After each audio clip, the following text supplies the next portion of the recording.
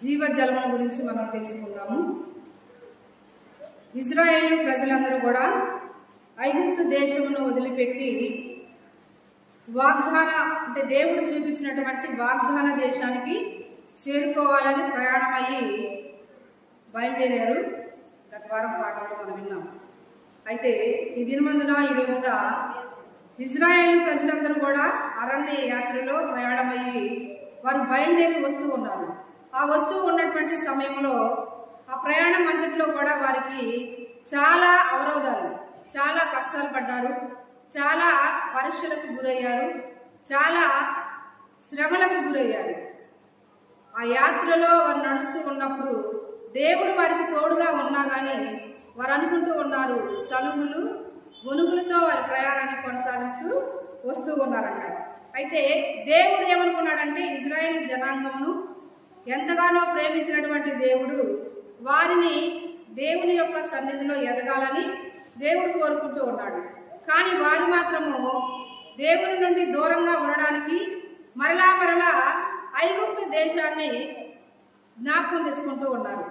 దేవుడేమో వారి జీవితాలు మారాలని, వారికి మంచి జీవితం ఇవ్వాలని, అలాగే కానాను దేశానికి వాగ్దాన భూమికి చేర్చాలని దేవుని ఉద్దేశం అయితే, వారికేమో వెనక తట్టు తిరిగి ఐగుప్తు దేశంలో ఉన్నటువంటి సంగతులన్నింటినీ కూడా జ్ఞాపకానికి తెచ్చుకుంటూ ఉన్నారనమాట. అయితే దేవుడు అంటూ ఉన్నాడు కదా, నేను ఆశపడినట్లుగా నేను మీ పట్ల ఆశపడుతూ ఉన్నాను. ఎలా మీరు ఉండాలని దేవుడు కోరుకుంటున్నాడంటే, క్రమశిక్షణ కలిగినటువంటి జీవితాలు కలిగి ఉండాలని దేవుడు కోరుకుంటున్నాడు ఇజ్రాయేలు ప్రజల్లో.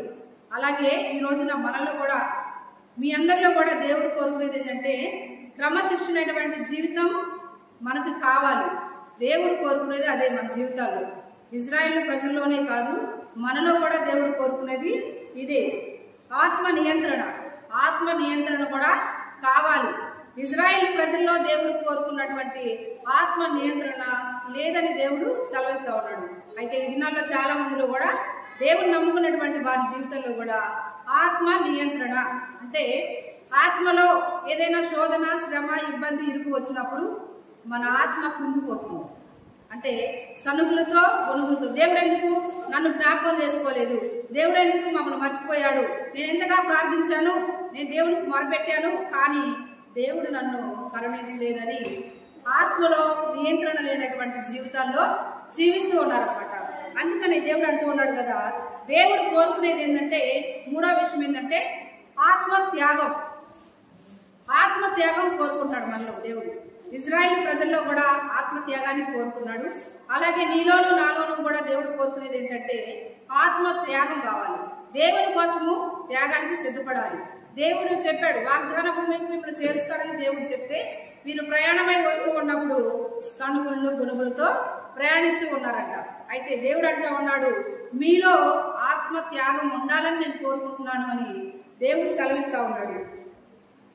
ఇంకొక విషయం ఏంటంటే, దేవుడు కోరుకునేది నిస్వార్థాన్ని కోరుకున్నాడు. నిస్వార్థమైనటువంటి జీవితం మీలో ఉండాలి.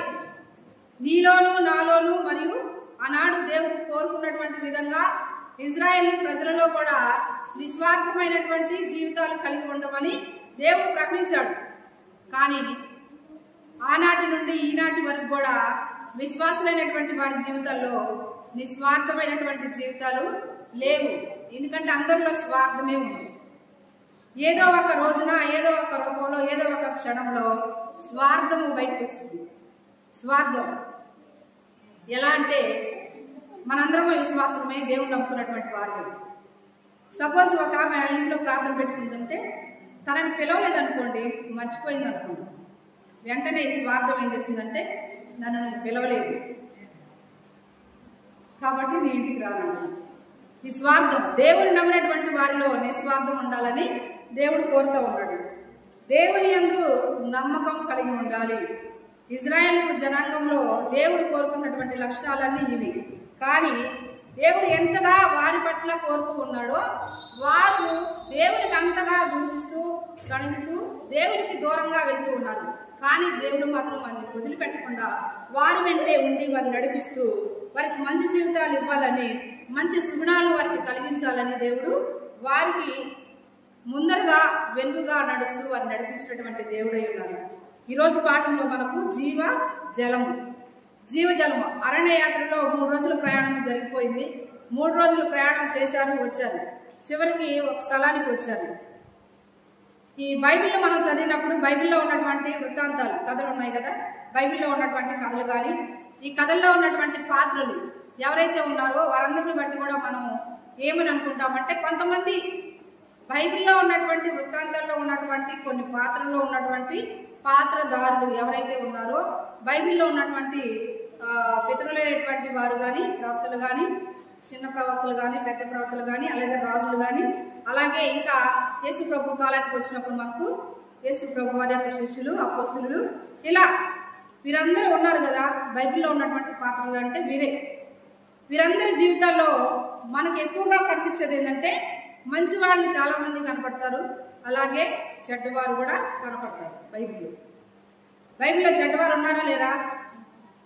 ఉన్నారు.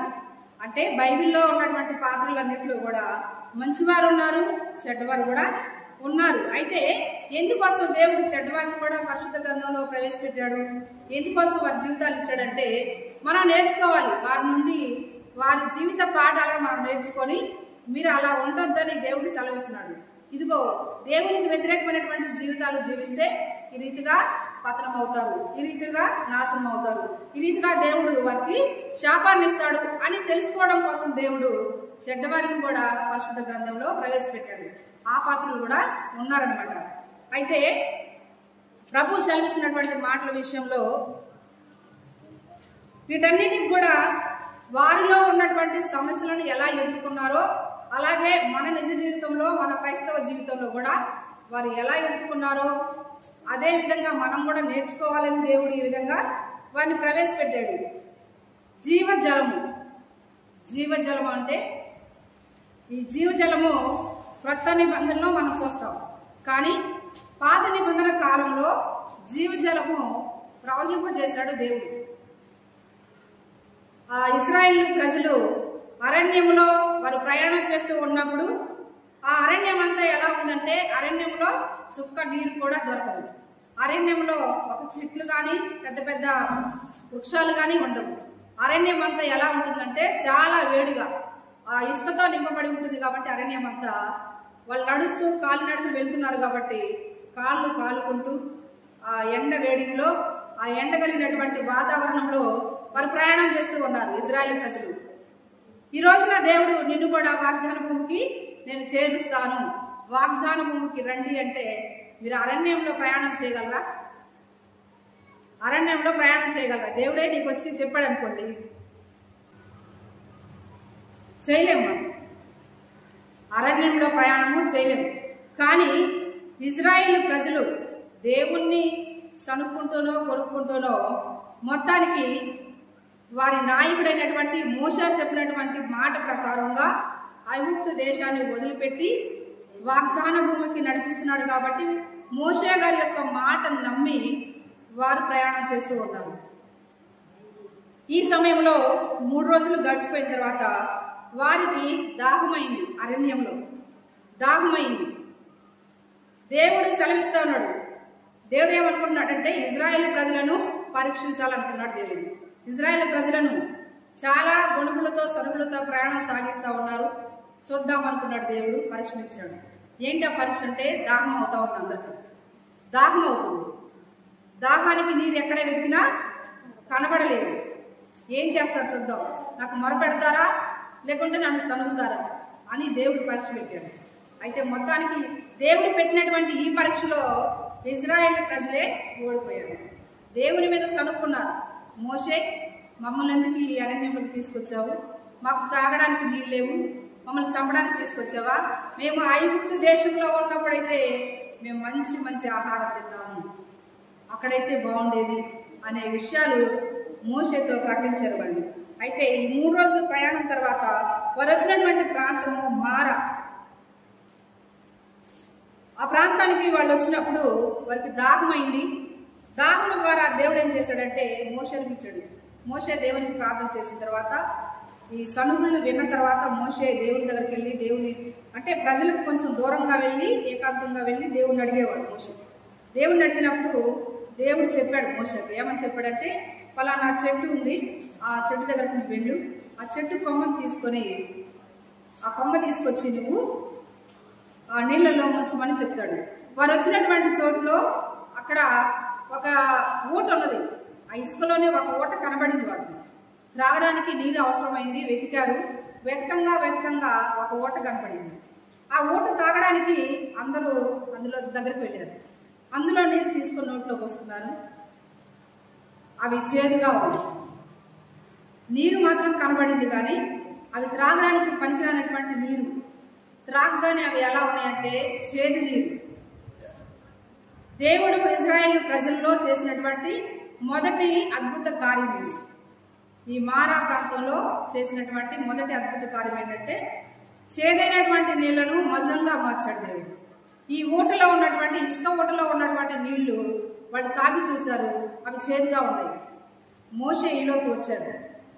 దేవుడు సెలవిచ్చినటువంటి రీతిగా చెట్టు కొమ్మను తీసుకొచ్చి ఆ నీళ్లలో వేశాడు. అంతే, ఆ ఊటలో ఆ చెట్టు కొమ్మను వేశాడు. వెంటనే ఆ నీళ్లు త్రాగి చూసినప్పుడు మధురములాయినని రాయబడి ఉంటుంది. మధురంగా ఉండేనని నిర్గమాకాండము 15వ అధ్యాయము 22వ వచనం నుండి 27 వచనాల వరకు ఇప్పుడు మనం చెప్పుకున్నటువంటి సంభాషణ అంతా కూడా ఉందన్నమాట. ఒకసారి మీరు చదువుకోండి. అయితే దేవుడు చేసినటువంటి ఈ అద్భుత కార్యాన్ని బట్టి ప్రజలు చాలా సంతోషించారు. అందరూ కూడా చూశారు. అందరూ ఆ నీటిని త్రాగి దాహాన్ని తీర్చుకున్నారు. అయితే దేవుడు ఇజ్రాయేలు ప్రజలకు ఈ యొక్క అద్భుత కార్యం ద్వారా, వారికైనటువంటి దాహము ద్వారా దేవుడు వారికి నేర్పాలనుకున్నటువంటి 2 గుణపాఠాలు చెప్పాలనుకున్నాడు. అందుకే పరీక్షలు ఇచ్చాడు, అందుకే దాహాన్ని ఇచ్చాడు. ఈ పరీక్షలు ఏంటి అంటే, దేనికైనా కానీ మనం ఏది చేయాలన్నా కానీ, దేనికోసమైనా కానీ, మనం ఎంతగా మొరపెట్టినా కానీ, ఎంతగా మనుషులను అడిగినా కానీ ఎవరు మనకు సహాయం చేయరు. కానీ మనకేది కావాలన్నా, ఏ సమయానికి మనకు ఏది కావాలన్నా కానీ దేవుని యొక్క సహాయం మనకు కావాలి అనేది తెలపడం కోసము ఇజ్రాయేలు ప్రజలకు పరీక్ష ఇచ్చాడు దేవుడు. ఈ పరీక్ష ద్వారా వారు ఏం తెలుసుకున్నారంటే, మనంతటా మనం ఏది చేయలేము, దేవుని సహాయం మనకు కావాలి. వారికి దాహం అయ్యింది, వాళ్ళు వెతికారు, నీటి ఊట కనబడింది, వాళ్ళు కనుగొన్నారు నీటి ఊటను. కానీ త్రాగితే అది చేదు నీరుగా ఉంది కాబట్టి ఆ చేదు నీరును మార్చింది ఎవరు? దేవుని సహాయం.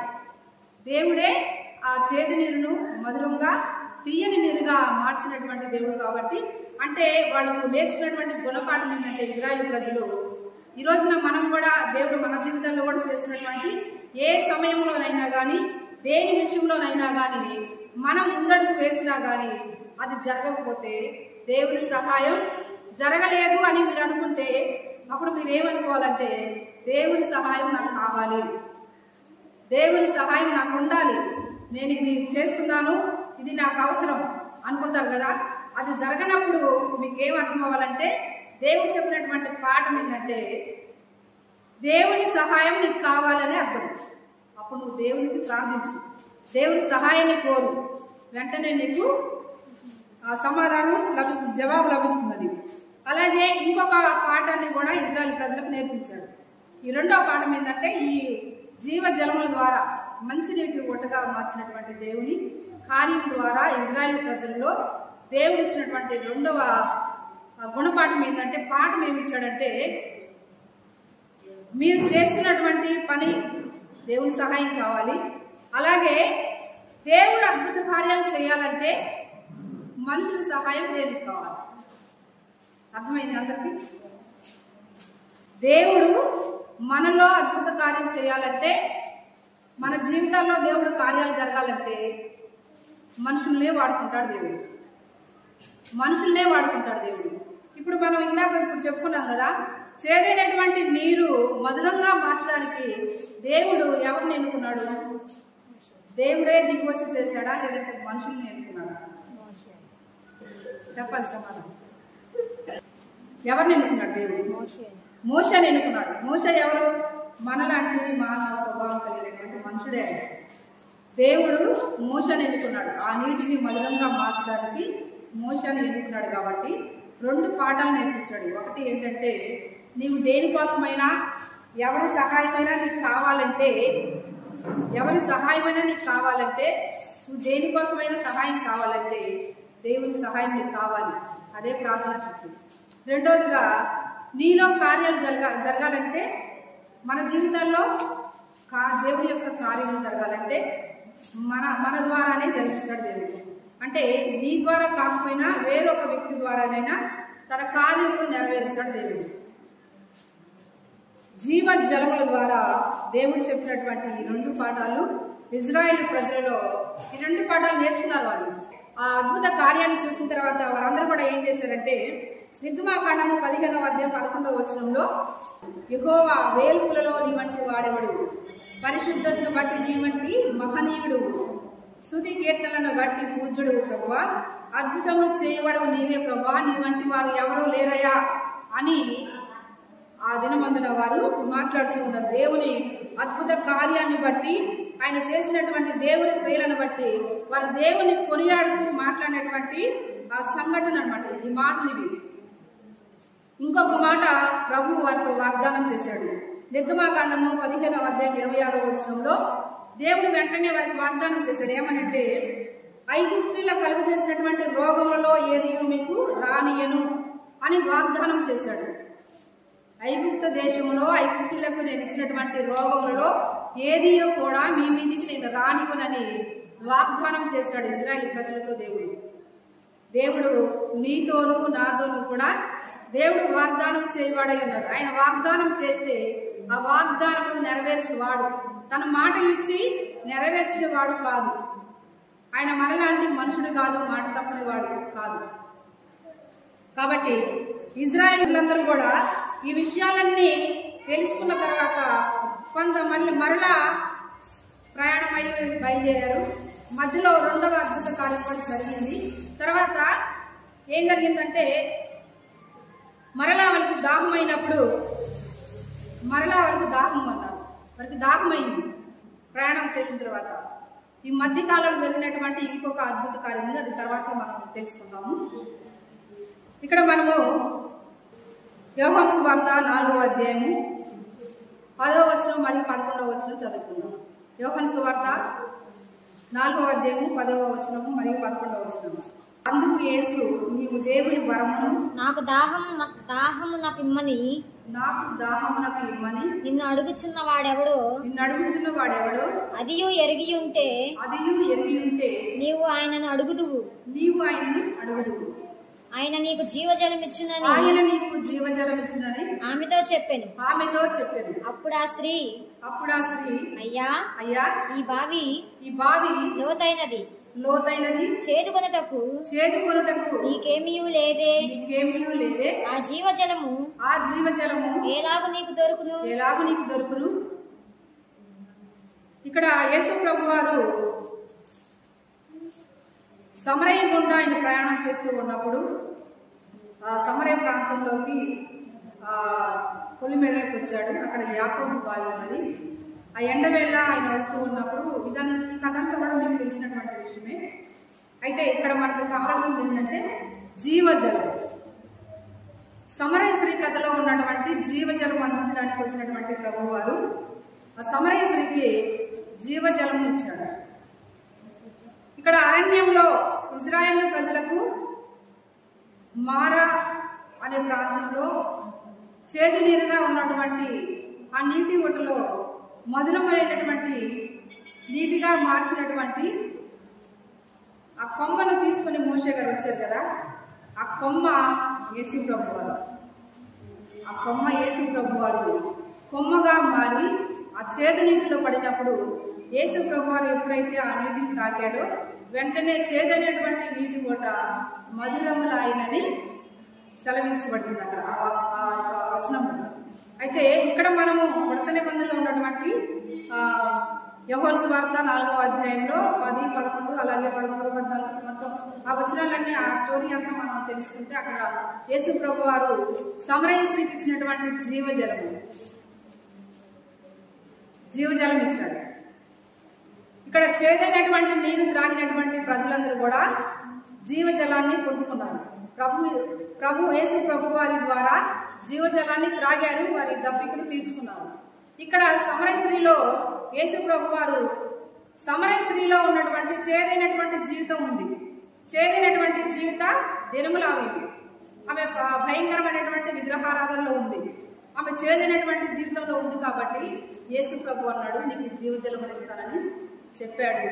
జీవజలంలో కొట్ట అయినటువంటి ప్రభు వారు తన వాక్యంతో చెప్పిన తర్వాత ఆమె ప్రభు చెప్పినటువంటి వాక్యంను అంగీకరించి ఆ మాటలను అంగీకరించి జీవజలములు పుచ్చుకొని దేవుని యొక్క వాక్యమే జీవజలములుగా సమరయ స్త్రీకి ప్రకటించబడింది. నిజానికి దేవుడు ఆ నీటిని ఇవ్వలేదు. ఇచ్చాడా? ఇవ్వలేదు. ఆయన చెప్పినటువంటి మాటలే జీవజలపు వాక్యం. చేదైనటువంటి జీవితాన్ని మార్చాడు, మధురం చేశాడు. సమరయ స్త్రీలో ఉన్నటువంటి చేదైన అనుభవాలన్నింటినీ తొలగించి మంచి జీవితాన్ని అందించాడు. వెంటనే ఆమె ఏం చేసిందంటే దేవుని కొరకు సాక్షిగా పరిగెత్తుకొని మరలా తన ఇంటికి తన గ్రామానికి వెళ్ళి అందరికీ సాక్ష్యం ఇచ్చింది. నేను ప్రభువుని చూశాను, నేను యేసయ్యని చూశాను, రండి మీరు కూడా చూపురుగానని వారందరినీ తీసుకుని వచ్చి ప్రభువుని పరిచయం చేసింది. వారందరూ చూసినటువంటి ఆ దినమందులో చూసినటువంటి వారందరూ కూడా ప్రభువుని నమ్మారు. అంటే ఈ అరణ్య యాత్రలో చేదైనటువంటి బోటగా ఆ దినమందున ఉన్నటువంటి చేదైన బ్రతుకులు మనవి, చేదైనటువంటి జీవితాలు మనవి. చేదైనటువంటి జీవితాలన్నింటినీ కూడా దేవుడు జీవజలమునిచ్చి మధురం చేశాడు. మధురమైనటువంటి జీవితాలుగా మంచి జీవితాలను దేవుడు మనకు ఇచ్చాడని ఈ యొక్క సువార్తలో ఉన్నటువంటి 4వ అధ్యాయంలో ఉన్నటువంటి సమరయ స్త్రీని మనం జ్ఞాపకం చేసుకున్నాం. అలాగే 14వ వచనం కూడా చదువుదాం. నేనిచ్చు నీళ్లు త్రాగువాడెప్పుడును దప్పిక కొనడు. నేను వానికిచ్చు నీళ్లు నిత్య జీవమునకై వానిలో ఊరేడి నీటి బుగ్గగా ఉండునని ఆమెతో చెప్పాడు. నేనిచ్చే నీళ్లు నువ్వు త్రాగితే, నేనిచ్చే నీళ్లు ఊరేడి నీటి బుగ్గగా ఉంటుంది. అలాగే నేను ఇచ్చినటువంటి ఈ జీవజలము నువ్వు త్రాగితే నువ్వు నిత్య జీవానికి వారసురాలు అవుతావు. అంటే పరలోకంలో నువ్వు ప్రవేశించడానికి ఆస్కారాన్ని, అంటే అధికారాన్ని దేవుడు ఇచ్చాడు, హక్కునిచ్చాడు అన్నమాట. జీవజలమైనటువంటి యేసు ప్రభు వారు చేదైనటువంటి జీవితాల్లో తన జీవజలమును మనకిచ్చినప్పుడు, తన వాక్యము మన హృదయంలో మనం గ్రహించినప్పుడు మన చేదైనటువంటి జీవితాలు మార్చబడి, మన జీవితము మనలో ఉన్నటువంటి క్రియలన్నీ కూడా మార్చబడి పరలోక రాజ్యానికి వెళ్ళడానికి, పరిశుద్ధమైనటువంటి జీవితం కలిగి జీవించడానికి నిత్య జీవపు ఓటగా మీరు ఉంటారని ప్రభు సెలవిచ్చాడు. నిత్య జీవపు ఓటగా అంటే మనం జీవించినంత కాలం జీవజలం అనే వాక్యాన్ని మనం విన్నాము, తిన్నాము, మన హృదయంలో ఉంచుకున్నాము. కాబట్టి మన జీవితం మార్చబడాలి. సమరయ స్త్రీవలే మన జీవితం మార్చబడితే పరలోకానికి వెళ్ళడానికి, నిత్య జీవంలో ప్రవేశించడానికి, నిత్య జీవం మీకు అనుగ్రహించబడి ఉన్నదని ప్రభు సెలవిచ్చినటువంటి రీతిగా ఈ మాటలు తెలియజేయబడతా ఉన్నాయి. అలాగే కీర్తనల గ్రంథము 42వ అధ్యాయము 1-2 వచనాలు చదువుకుందాం. జీవజలమైనటువంటి యేసు ప్రభు వారు దుప్పి నీటి వాగుల కొరకు ఆశపడినట్లుగా దేవా నీ కొరకు నా ప్రాణం ఆశపడుచున్నది. నా ప్రాణము దేవుని కొరకు కృష్ణ కొనుచున్నది. జీవము గల దేవుని కొరకు కృష్ణ కొనుచున్నది. దేవుని భక్తుడైనటువంటి దావీదు మహారాజు గారు చెప్తున్నాడు. జీవజలము పుట్టగా యేసు ప్రభువారు ఇశ్రాయేలుగా దాహమును తీర్చినటువంటి ప్రభువారు, అలాగే సమరయ స్త్రీలో ఉన్నటువంటి ఆత్మ దాహాన్ని తీర్చినటువంటి ప్రభువారు జీవజలమును ఇచ్చి జీవమును అనుగ్రహించాడు. అలాగే దావీదు మహారాజు సెలవిస్తూ ఉన్నాడు, దుప్పి నీటి వాగుల కొరకు ఆశపడినట్లుగా దేవా నీ కొరకు నా ప్రాణం ఆశపడుతున్నది. అవును, దేవుని కోసము ప్రతిరోజు, ప్రతి దినం, ప్రతి క్షణం ప్రభువును నమ్మినటువంటి మనము ఎవరి కోసం ఆశపడాలంటే దుప్పి, ఎడారిలో ఉన్నటువంటి దుప్పి అంటే జింకలు, ఎడారిలో ఉన్నటువంటి జింకలు నీటి కోసం ఎలా ఆశపడి పరుగులు పెట్టి వెతుక్కొని త్రాగుతాయో ఆ రీతిగా మనం కూడా దేవుని పట్ల ఆత్మ జలం కోసం, ఆత్మలో దాహం కలిగి దుప్పి ఎలాగైతే ఆశపడుతుందో ప్రభు, నా ప్రాణం కూడా, మన ప్రాణం కూడా, నీ ప్రాణం కూడా దేవుని కొరకు ప్రతిదినము ఆశపడాలి. దేవుని వాక్యం కోసం ఆశపడాలి. దేవుని వాక్యమైనటువంటి జీవజలమును త్రాగడానికి ఆశపడాలి. అప్పుడే నీ ఆత్మకు దాహం తీరుతుంది. శారీరక పరంగా మనకు దాహం వేసినప్పుడు మనం ఏం చేస్తాము? వెంటనే బింది దగ్గరికి వెళ్ళి మంచినీళ్ళు తాగేస్తాం. శరీర ఆకలి దాహాన్ని తీర్చాలంటే వెంటనే నీళ్ళు తాగుతాం. అలాగే ఆత్మలో, నీలో ఉన్నటువంటి ఆత్మలో దాహం అవుతుంది. ఆత్మలో దాహం అంటే దేవుని కొరకై, దేవుని వాక్యమును వినాలని, దేవుని వాక్యము నా మనసులో ఉంచుకోవాలని, దేవుని వాక్యం ఇంకా ఇంకా వింటే బాగుండు, వాక్య ప్రకారంగా జీవించాలనే ఆశను మనం కలిగి ఉండాలంట. ఇలాంటి ఆశను, తృష్ణను మనం కలిగి ఉంటే జీవజలమైనటువంటి ప్రభువారు మన తృష్ణను, మన దాహాన్ని తీర్చేవాడు ఆయనే. ఈరోజు ఈ పాఠంలో జీవజలముగా యేసు ప్రభువారు ఆనాడు ఇజ్రాయేలు జనంలో ప్రజలలో దాహమును తీర్చాడు. శారీరక దాహం అది. పాత నిబంధన కాలంలో యేసు ప్రభువారు తీర్చినటువంటి దాహము శారీరక దాహం అది.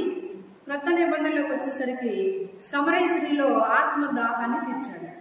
ఆత్మ దాహం ద్వారా ఆమె జీవితం మార్చబడి పరిశుద్ధతను పొందుకుంది. అలాంటి ఆత్మ దాహం మనం కూడా ప్రతిదినము కలిగి ఉండాలి. ఆత్మలో దాహాన్ని కలిగి ఉండి దేవుని కొరకై కృష్ణపడుతూ, దేవుని కొరకై ఆశపడుతూ ఉండాలని ప్రభు ఈ యొక్క జీవజలం ద్వారా ఆయన సెలవిస్తూ ఉన్నాడు.